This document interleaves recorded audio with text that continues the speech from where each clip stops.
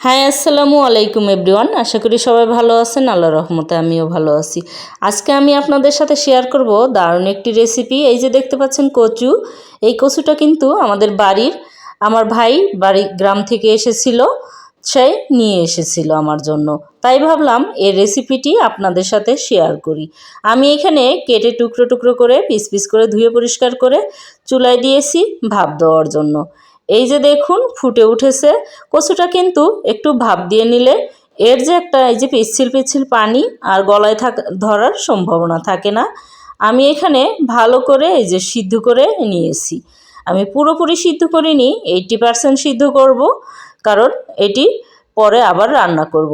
এই যে আমার ভাপ দেওয়া শেষ হয়ে গিয়েছে, এখন আমি এটাকে তুলে নিচ্ছি। কচুটা কিন্তু অবশ্যই ভাপ দিয়ে নিতে হবে, না হলে এর যে একটা পিছলা ভাপ আছে সেটা তরকারিতে গিয়ে একদম খেতে খারাপ লাগবে। তাই আপনারা চেষ্টা করবেন একটু ভাপ দিয়ে নিতে, কারণ নিলে গলায় লাগার সম্ভাবনা থাকবে না। আর এখানে আমি দিয়ে দিলাম তেল, তারপরে দিয়ে দিয়েছি পেঁয়াজ। পেঁয়াজটা আমি একটু বেরেস্তা করে নিচ্ছি। এখন আমি এতে দিয়ে দিব কচু। দেখুন এই যে আমি কচুটা ঢেলে দিয়ে দিলাম। এখন আর একটু মিশিয়ে নিচ্ছি।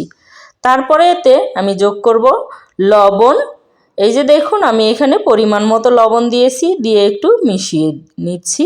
এরপরে আমি দিব হলুদের গুঁড়ো, সামান্য পরিমাণ হলুদের গুঁড়ো দিলাম প্রয়োজন মতো। এরপরে দিব একটু মরিচের গুঁড়ো। আমি কিন্তু এখানে আজকে কোনো মশলা ব্যবহার করব না, কারণ এই রান্নাটা একটু অন্যরকম হবে। আর কি দিয়ে এই রান্না করলাম পুরো ভিডিওটি দেখতে থাকুন। এই কচু রান্নাটা কিন্তু অসম্ভব মজার। যে কখনো খায় নাই সে একবার ট্রাই করলে কিন্তু এই লোভ সামলাতে পারবে না। আর এইখানে দেখুন হাঁসের মাংস। আমি এই হাঁসের মাংসটা রান্না করেছি, এর আগের ভিডিওতে দেখিয়েছিলাম কিভাবে রান্না করেছি।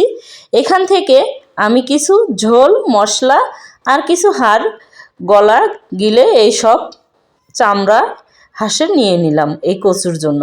কচুটা কিন্তু আমি আজকে হাঁসের মাংস দিয়েই রান্না করছি। আমি সম্পূর্ণ মাংস নেইনি, দিয়েছি শুধু কিছু হাড়-হাড্ডি। এগুলি দিয়েই অনেক ভালো লাগে। আপনারাও অবশ্যই ট্রাই করবেন একদিন। এটি কিন্তু খেতে অসম্ভব মজা। আর আমার কষানো শেষ, এবার দিয়ে দিলাম ঝোল। ঝোলটা দিয়ে আর একটু মিশিয়ে নিচ্ছি। আপনারা কে কোথা থেকে আমার এই ভিডিওটি দেখছেন অবশ্যই কমেন্ট করে জানাবেন। ভিডিওটি ভালো লাগলে লাইক শেয়ার দিয়ে আমার পাশে থাকবেন। ইউটিউব থেকে দেখলে সাবস্ক্রাইব করবেন এবং পেজ থেকে দেখলে ফলো দিয়ে আমার সাথে থাকবেন, যাতে পরবর্তীতে আমার মজার মজার খাবারের রেসিপি আপনাদের মোবাইলে প্রথমে আসে। আর এই যে দেখুন আমি একটু কেটে কেটে দেখাচ্ছি, সিদ্ধ হয়ে গিয়েছে কিন্তু একদম। আমি আরেকটু ঢাকনা দিয়ে ঢেকে রান্না করে নিলাম। ঝোল কমে আসছে। এখন আমি দিয়ে দিচ্ছি টমেটো। দুটি টমেটো আমি বিচি ফেলে দিয়েছি, তারপরে আমি পিস পিস করে কেটে নিয়েছি। এখন দিয়ে দিলাম, লাস্টের দিকেই দিতে হয়, দিলে কিন্তু এই কচুর কালারটাও সুন্দর আসবে আর গলায় লাগার সম্ভাবনা থাকবে না। তা আপনারা অবশ্যই দেওয়ার চেষ্টা করবেন, দেখবেন খেতে কিন্তু অসম্ভব মজার হয় আর কচুটা গলায় লাগবে না। এখন আমি দিয়ে দিচ্ছি আমার সেই সিক্রেট মশলা। আমি হাঁসের মাংসতে যে মশলাটা ব্যবহার করেছিলাম এর আগে, মাংসের মশলাটাই আমি এখন দিয়ে দিলাম। দিলে এতে সুন্দর একটা ফ্লেভার হবে আর খেতে খুবই ভালো লাগবে। আমার রান্না কিন্তু হয়ে গিয়েছে আর খুব সুন্দর একটা স্যান্ড বের হয়েছে। আর দেখুন কেটে দেখাচ্ছি, একদম নরম হয়ে গলে গিয়েছে আর ঝোলটাও কিন্তু ঘন হয়ে আসছে। তার মানে আমার রান্না শেষ, ডান। আমি এখন চুলাটা অফ করে দিচ্ছি। দেখুন চুলাটা কিন্তু আমি অফ করে দিয়েছি। এই যে আমার রান্না শেষ, একদম হয়ে গিয়েছে আমার হাঁসের মাংস দিয়ে কচু রান্না। রান্নাটি কেমন লাগলো অবশ্যই কমেন্ট করবেন।